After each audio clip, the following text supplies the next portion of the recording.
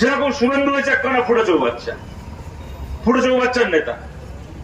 ওখানে দাঁড়িয়ে মঞ্চে দাঁড়িয়ে এখন বলে যারা বামপন্থী লোকজন আছেন, সিপিএম এর সমর্থক আছেন, সবাই আমাদের দলে চলে আসুন, বিজেপিকে সমর্থন করুন। যদি আমাদের ভোট বাড়ে, আমাদেরকে সমর্থন করেন, তাহলে আমরা তৃণমূলকে হারিয়ে দেব। আর সে এমন ফুটে চৌবাচ্চা, ওপর থেকে কি দলে লোক ঢুকবে, ও চৌবাচ্চার তলায় ফুটো আছে, সেই ফুটো দিয়ে কখনো তাপসী মন্ডল বেরিয়ে যায়, কখনো এ বেরিয়ে যায়, কখনো সে বেরিয়ে যায়। ৭৭টা এমএলএ নিয়ে শুরু করেছিল, এখন বোধহয় ৫৫টা এমএলএ পড়ে আছে। সামনের বিধানসভা ভোট আস্তে আস্তে বোধহয় ২০টা এমএলএ হাতে থাকবে না। ফুটো চৌবাচ্চার নেতা শুভেন্দু, সে নাকি পশ্চিমবাংলায় পরিবর্তন আনবে। ও আমাদেরকে পতাকা শেখাতে এসছে, দেশপ্রেম শেখাতে এসছে। একটা সময় কংগ্রেস করতো, আপনারা জানেন।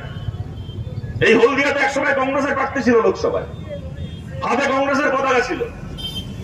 তারপরে তৃণমূল ভালো অফার দিল, ভালো পয়সা দিল, তো শুভেন্দু হাতে কংগ্রেসের পতাকা ফেলে দিয়ে তৃণমূলের পতাকা তুলে দিল। তারপর আবার বিজেপি গিয়ে আরো ভালো অফার দিল, তখন হাত থেকে তৃণমূলের পতাকা ফেলে দিয়ে বিজেপির পতাকা তুলে নিল। আরে যে ভালো অফার পেলে একবার কংগ্রেসের পতাকা ছেড়ে তৃণমূল, একবার তৃণমূলের পতাকা ছেড়ে বিজেপির পতাকা ধরতে পারে। আজকে সে ভারতের পতাকা ধরে আছে, কালকে পাকিস্তান থেকে পয়সা আসবে, এই শুভেন্দু ভারতের পতাকাকে বিক্রি করে হাতে পাকিস্তানের পতাকা তুলে নেবে।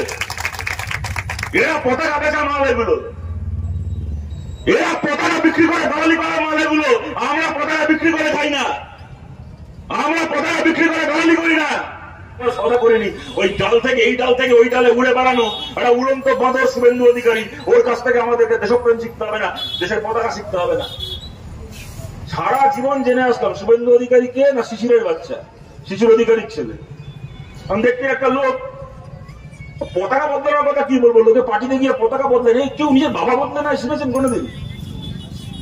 পার্টি পাল্টেছে বলে ক্যামেরার সামনে বলছে আমি মোদির বাচ্চা। চিন্তা করুন, সারা জীবন শুনে নেবো শিশিরের বাচ্চা কোথেকে মোদির বাচ্চা হয়ে গেল।